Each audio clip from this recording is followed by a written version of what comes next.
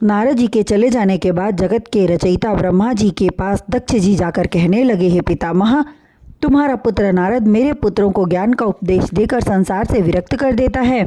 मैं किस प्रकार से सृष्टि की वृद्धि करने का कार्य पूर्ण करूं?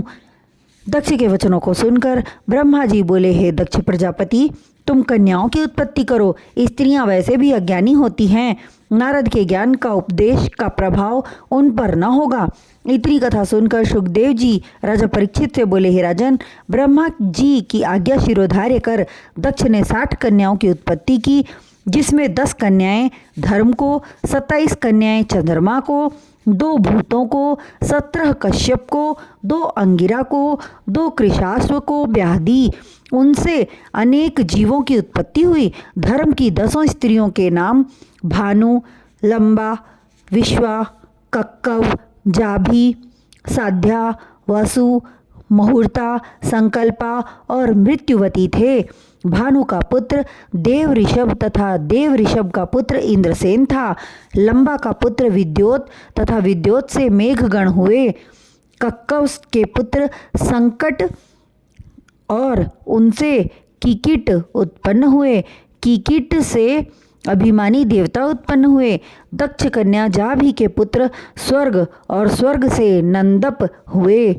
विश्वा का पुत्र विश्वदेवा, साध्या का पुत्र साध्यगण तथा उनसे अर्थ सिद्ध की उत्पत्ति हुई। मृत्युवती के पुत्र मरुत्वान तथा जयंत हुए, जिन्हें इंद्र और उपेंद्र भी कहते हैं। मुहूर्ता से मुहूर्तों के देवता, संकल्पा से संकल्प नामक पुत्र की उत्पत्ति हुई। तत्पश्चात संकल्प को काम नामक पुत्र हुआ।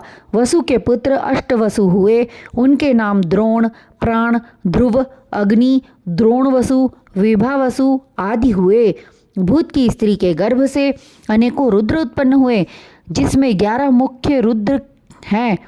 रेवत, अज, भव, भीम, वाम, उग्र, वृषाकपि, अजैकपाद, अहिर्बंध्य, बहुरूप और महान हुए। हे राजन, चंद्रमा की 27 स्त्रियां नक्षत्र हुए। अंगिरा की स्त्री स्वधा के गर्भ से पितृगण, कृशाश्व की पत्नी से धूम्रकेश तथा धीक्षणा से देवल, वेदशिरा, वयुन तथा मनु की उत्पत्ति हुई। कश्यप जी की पत्नी विनता के गर्भ से गरुण तथा कद्रु के गर्भ से सर्पों की उत्पत्ति हुई, जो समस्त जगत में फैल गए। कश्यप की स्त्री तिमि से जल जीव तथा सरया से बाघ आदि वन्य जीव उत्पन्न हुए। सुरभि से गाय एवं ताम्रा के गर्भ से बाज आदि पक्षियों ने जन्म लिया। दक्ष पुत्री ईला से वृक्ष लताएं, यूनि के गर्भ से अप्सराएं तथा क्रोधवशा से बिच्छू आदि उत्पन्न हुए। सुरसा से राक्षस, काष्ठा से अश्व, अरिष्ठा से गंधर्व तथा दिति के गर्भ से महाबली दैत्य हिरण्याक्ष और हिरण्यकश्यपु की उत्पत्ति हुई, जिसने अपने प्रताप से ब्रह्मांड में हाहाकार मचा दिया। अदिति के गर्भ से देवगण उत्पन्न हुए।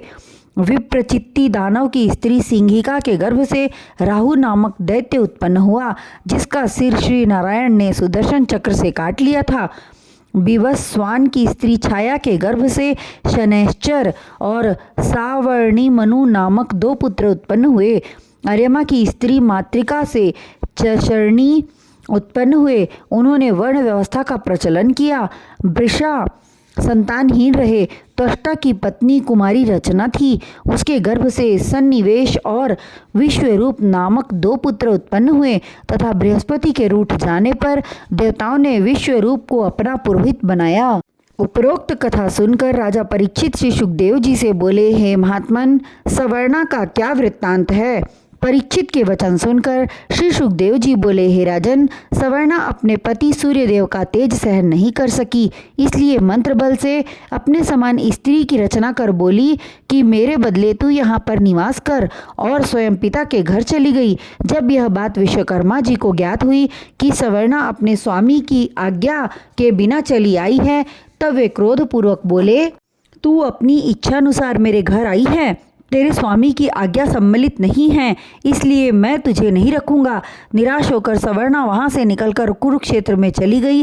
और घोड़ी का रूप बनाकर रहने लगी। कुछ समय पश्चात जब सूर्यदेव को ज्ञात हुआ, तब उन्होंने घोड़े का रूप बनाकर कुरुक्षेत्र में पहुंचकर सवर्णा से भोग करना चाहा। तब घोड़ी रूपी सवर्णा ने अपना मुख फेर लिया, जिससे उनका वीर्य घोड़ी की गर्दन और नाक पर गिरा, जिस कारण गर्दन के बाल से अश्विनी और नाक से कुमार की उत्पत्ति हुई।